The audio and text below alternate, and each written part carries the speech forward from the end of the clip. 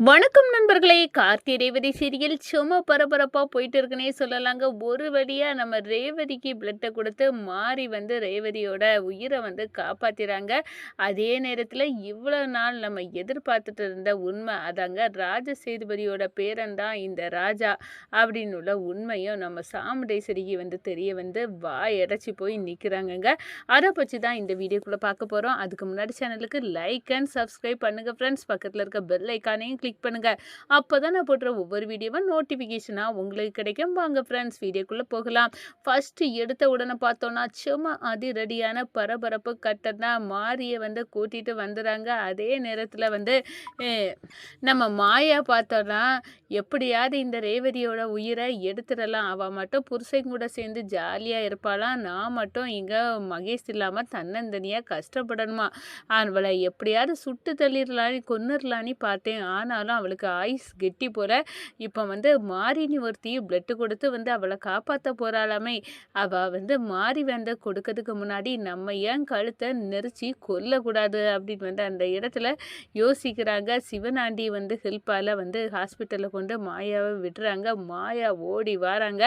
இந்த ரேவதிக்கு டாக்டர் மாதிரி வந்து நம்ம மாறு வேஷத்தில் போகலாம் அப்படின்னு வந்து வெள்ளைக்கோட்டை மாயா வந்து மாட்டிக்கிறாங்க. உள்ளுக போகிறாங்க. நம்ம எப்படியாவது ரேவதியோட கதையை முடிச்சே ஆகணும், நான் மட்டும் எவ்வளோ கஷ்டப்படுறேன், எங்கள் வாழ்க்கையில் வந்ததுலேருந்து தான் நான் மகேஷ் இல்லாமல் இவ்வளோ கஷ்டப்படுறேன், இத்தனை பிரச்சனைக்கும் காரணம் இந்த ரேவதி தான், அவன் மட்டும் நல்லாவே இருக்கக்கூடாது அப்படின்னு வந்து கழுத்தை நெரிச்சு கொன்னாதாண்டி எனக்கு வந்து ஆறுதல் வரும் அப்படின்னு வந்து அந்த இடத்துல நம்ம ரேவதியோட கழுத்தை பிடிச்சி நெரிக்க போகிறாங்க. இந்த சைடு காரில் நம்ம ராஜா கூட வந்துட்டு இருக்க மாறி வந்து அந்த பொண்ணு எப்படி இருக்கா அப்படின்னு வந்து நம்ம சக்தியால் தெரிஞ்சுக்கிடலாம் அப்படின்னு வந்து கண்ணை மூடி பார்க்குறாங்க. பார்த்தவங்களுக்கு செம அதிர்ச்சியான ஒரு விஷயம் பார்க்குறாங்க. அதாங்க வெள்ளை கோட்டு போட்டு மாயா வந்து ரேவதியோட கழுத்தை நெருங்கியதை வெட்ட வெளிச்சமாக வந்து தெரியுது. இதை பார்த்து அதிர்ச்சி அடைந்தவங்க நம்ம மயில் ராஜா கிட்டையும் வந்து சொல்கிறாங்க, நீங்கள் வந்து என்ன ஒரு பொண்ணுக்கு பிளட்டு கொடுக்க கூட்டிகிட்டு போகிறீங்களா, அந்த பொண்ணு மிகவும் ஆபத்தான சுச்சுவேஷனில் இருக்கா, வெள்ளை கோட்டு போட்டிருக்காங்களே அவங்கள கொல்ல பார்க்குறாங்க, யாரும் அவள் ரூமுக்கு போகக்கூடாதுன்னு சொல்லுங்க அப்படின்னு வந்து அவங்கள பாதுகாப்பாக இருக்க சொல்லுங்க அப்படின்னு வந்து அந்த இடத்துல வந்து ஃபோன் போடுறாங்க. ஃபோன் போட்டு இப்போவே சொல்லிடுங்கன்னு நம்ம மாறி வந்து சொல்லலாம், நம்ம சாமுண்டேஸ்வரி அத்தைக்கிட்ட சொல்லலாம் அப்படின்னு வந்து நம்ம ராஜா வந்து கால் பண்ணுறாங்க. இந்த மாப்பிள்ளை நான் இப்போ ரேவதியோட ரூமுக்கு தான் போயிட்டு இருக்கேன், நான் போய் பார்க்குறேன், அவளை யாரும் அவள் ரூமுக்கு போகாமல் பாதுகாக்க வேண்டியது என்னோட பொறுப்பு, நீங்கள் உடனே வந்து மாரியை கூட்டிகிட்டு வந்துடுங்க, இங்கே அவசரமாக பிளட்டுக்காக காவல் இருக்கும் மாப்பிள்ளை அப்படின்னு வந்து சொல்கிறாங்க. அத்தை நான் வந்துட்டு தான் இருக்கேன், இன்னும் கொஞ்சம் நேரத்தில் வந்துடுவேன், நீங்கள் ரேவதியை மட்டும் பார்த்துக்கிடுங்க, சரி மாப்பிள்ளை அப்படின்னு சொல்லிட்டு வச்சுறாங்க. நம்ம சாமுண்டேஸ்வரியும் வேக வேகமாக வந்து ரேவதியோட ரூமில் யாராவது இருக்காங்களா அப்படின்னு வந்து பார்க்குறாங்க. பார்த்தவங்களுக்கு பயங்கர ஷாக்கு. நம்ம மாயா தான் வெள்ளை கோட்டை போட்டுக்கிட்டு வந்து கழுத்தை நெரிச்சிட்டு இருக்கா. மாப்பிள்ளை சொன்னது உண்மைதான், மாப்பிள்ளை எப்படி தான் இந்த விஷயத்தை தெரிஞ்சுக்கிட்டாங்கன்னு தெரியல, எங்கள் குடும்பத்துக்கெல்லாம் ஒவ்வொரு பிரச்சனை வர நேரம் மாப்பிள்ளை தான் காப்பாற்றுறாங்க அப்படின்னு வந்து பயங்கரமாக வந்து நினைக்கிறாங்க. இந்த மாயாவை விடக்கூடாது, என் பொண்ணை துப்பாக்கியால் சுட்டதும் காணாதுன்னு இப்போ கழுத்தை நெரிச்சி கொல்ல வந்திருக்கா, இவளை விடக்கூடாது அப்படின்னு வந்து அந்த இடத்துல வந்து சாமுண்டேஸ்வரி அடிக்க அடி உதைக்கு உதனி மாயாவை வெளுத்து எடுக்கிறாங்க. அதிகாரிக வந்து மாயாவை வந்து பிடிச்சிக்கிட்டு போகிறாங்க. சிவனாண்டிக்கும் சந்திராவுக்கும் அப்படியே வந்து கோவம் வருது. ரேவதிக்கு கதையை முடிச்சிடலாம் அப்படின்னு வந்து மாயா அனுப்புனா இந்த சாமுண்டேஸ்வரி எப்படி தான் கண்டுபிடிச்சிட்டாலோ மாயா அங்கே வரதை கரெக்டாக அந்த நேரத்தில் போய் வந்து ரேவதியை உயிரை காப்பாற்றிட்டாலே இது எப்படி சாத்தியம் அப்படின்னு வந்து பயங்கர வந்து குழப்பத்திலே இருக்காங்கன்னே சொல்லலாம்.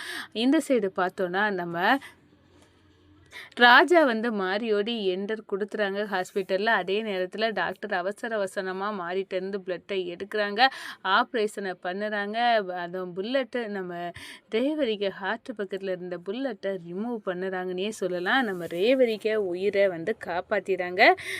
அதோட இந்த மாரியாவுக்கு வந்து ரொம்ப நன்றி சொல்கிறாங்க. சாமுண்டேஸ்வரி வந்து என்ன உனக்கு எந்த பிரச்சனை இருந்தாலும் என்கிட்ட சொல்லுமா, பணம் எல்லாம் வேண்டாம் நான் தாரேன், நான் பணத்துக்காக உங்கள் பொண்ணை நான் நான் காப்பாற்றலை. இந்த உங்கள் பொண்ணு இடத்துல யார் வந்து எனக்கு உதவி கேட்டாலும் யாருக்குனாலும் நான் ரத்தம் கொடுத்துருப்பேன். ஏன்னா என்னால் யாராவது உயிர் பெறாங்கன்னா அதில் எனக்கு சந்தோஷம்தான் அப்படின்னு வந்து அந்த இடத்துல மாறி வந்து சொல்லிடுறாங்க. நான் இனி கிளம்புறேன், எனக்கு ஒன்றுமே உங்கள் உதவி தேவையில்லை அப்படின்னு வந்து அந்த இடத்துல மாறி சொல்லிக்கிட்டு கிளம்பிறாங்க. அதே நேரத்தில் நம்ம சாமுண்டேஸ்வரிக்கு வந்து ஃபோன் வருது. யாருப்பா இது அப்படின்னு வந்து ஃபோனை எடுத்து பார்த்தா அந்த டிடெக்டிவ் தாங்க வந்து கால் பண்ணுறாங்க. என்ன என்ன எப்படி இருக்கீங்க அப்படின்னு வந்து நலம் விசாரிக்காங்க. நல்லா இருக்கும். ஆனால் ஒரு பெரிய ஷாக்கிங்கான நியூஸு, என் பொண்ணுக்கு வந்து மாயானி ஒருத்தி வந்து எதிரி. அவள் வந்து புல்லட்டை வச்சு ஷூட் பண்ணிட்ட, கன்னை வச்சு அவளுக்கு உடம்புல புல்லட்டு பாஞ்சு இப்போ தான் ரிமூவ் பண்ணியிருக்கு. வந்து அவள் இப்போ உயிர் பொழைச்சிட்டா. எல்லாத்துக்கும் காரணம் என் மாப்பிள்ளை தான். கரெக்டாக வந்து அந்த நேரத்தில் பிளட்டு கொடுக்கவங்களெல்லாம் கூட்டிகிட்டு வந்து உயிரை காப்பாற்றிட்டாரு அப்படின்னு வந்து சொல்கிறாங்க. ரொம்ப சந்தோஷம், உன் பொண்ணு உயிர் வந்து கிடைச்சதில்ல அப்படின்னு வந்து சொல்லிக்கிட்டு ஒரு அதிர்ச்சியான நியூஸ் இருக்குது. நீ சொன்னால ராஜசேதுபதியோட பேரந்தானா என் மாப்பிள்ளை அப்படின்னு வந்து விசாரிக்கணும்னு அப்படி விசாரித்ததில் ஒரு உண்மை தெரியுது. என்ன உண்மை? உன் மாப்பிள்ளை உண்மையாட்டே ராஜசேதுபதியோட பேரந்தா அப்படின்னு வந்து போட்டு உடைக்கிறாங்க. இதை கேட்டதும் அதிர்ச்சியில் இருக்காங்க சாமுண்டேஸ்வரி. அப்படியா, நீ என்ன சொன்ன? ஆமாம், உன் மாப்பிள்ளை வந்து உண்மையான பேர் கார்த்திகேயன். அவர் நீ நினைக்கிற மாதிரி வந்து ராஜசேதுபதியோட பேரந்தான். அவருக்கு ஏகப்பட்ட கம்பெனி இருக்குது, பெரிய பிஸ்னஸ்மேன், நல்ல பெரிய மல்டிநேஷ்னல் அளவு கோடீஸ்வரன். எதுக்காக உன் வீட்டில் டிரைவராக வேலை பார்த்தாருன்னு எனக்கு தெரியலை. ஆனால் அவர் நல்லவர், ரொம்ப நல்லவர். உனக்கு கிடைச்ச பொக்கிஷம் தான் சாமுண்டேஸ்வரி அப்படின்னு வந்து சொல்கிறாங்க. இதை கேட்டதுன்னா பொக்கிஷமா, இவ்வளோ நாள் எனக்கு கூட இருந்துட்டு இந்த உண்மையை மறைச்ச துரோகி அவன் அப்படின்னு வந்து நம்ம சாமுண்டேரிக்கு சடனாக வந்து ஒரு கோபம் வருதுங்க.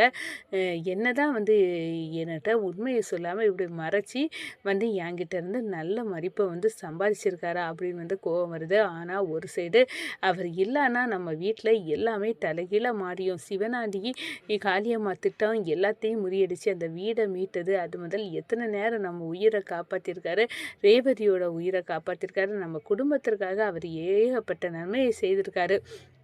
இதெல்லாம் ஓகே. ஆனால் என்கிட்ட பொய் சொன்னது மட்டும் என்னால் ஏற்றுக்க முடியலை அப்படின்னு வந்து குழம்புறாங்க. என்ன சாமுண்டேஸ்வரி யோசிச்சுட்டு இருக்க?